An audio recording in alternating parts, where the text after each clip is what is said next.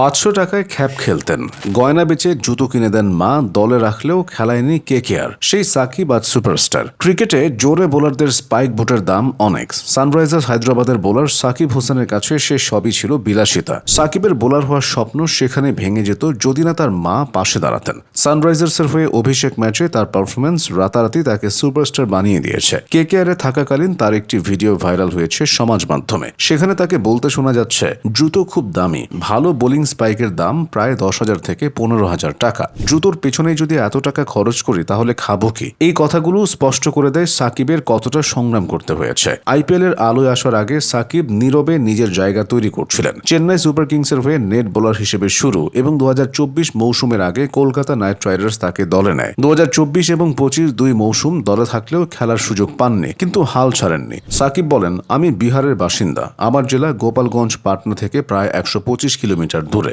বাড়িতে আমাদের তেমন কিছুই নেই, আমরা কৃষক। বাবা চাষবাস করতেন, কিন্তু তারপর তার হাঁটুতে সমস্যা দেখা দেওয়ায় আমি তাকে এই কাজ করতে বারণ করি। তার বাবা বলেন, এখন আমাকেই পরিবারের জন্য উপার্জন করতে হয়। আমি অসুস্থ হলে একবেলা খাবারের ব্যবস্থা করাটাও আমাদের ভাবতে হতো। আমাদের বাড়ির কাছে একটি মাঠ আছে, ওখানে সাকিব খুব ভোরে দৌড়াতে যেত। কয়েকজন স্থানীয় কোচ তাকে লক্ষ্য করেন এবং ক্রিকেট খেলার চেষ্টা করতে বলেন। টেনিস বলে খ্যাপ খেলে উপার্জন করতে শুরু করেন সাকিব। তিনি বলেন, আমি টেনিস বলে ক্রিকেট খেলতাম এবং 500, 600, 700 টাকা আয় করতাম। এমনকি খেলতে প্রায় 150 কিলোমিটার ভ্রমণ করলে কখনো কখনো 2000 টাকাও আয় করতাম। সেই মুহূর্ত থেকেই আমি মনস্থির করেছিলাম যে আমাকে ক্রিকেটে খেলতে হবে। ফল পেতেও শুরু করেন। 2022-23 সৈয়দ মুশতাক আলী ট্রফিতে বিহারের হয়ে টি-20তে অভিষেক। মাত্র 17 বছর বয়সে নিজের দ্বিতীয় ম্যাচে 20 রানে 4 উইকেট নেন। 2025-26 রঞ্জি ট্রফিতে অরুণাচল প্রদেশের বিপক্ষে 41 রানে 6 উইকেট নিয়ে প্রথমবারের মতো 5 উইকেট শিকার করেন সাকিব। আইপিএল এর নানা দলের স্কাউটরা নজর রাখছিলেন তার উপর।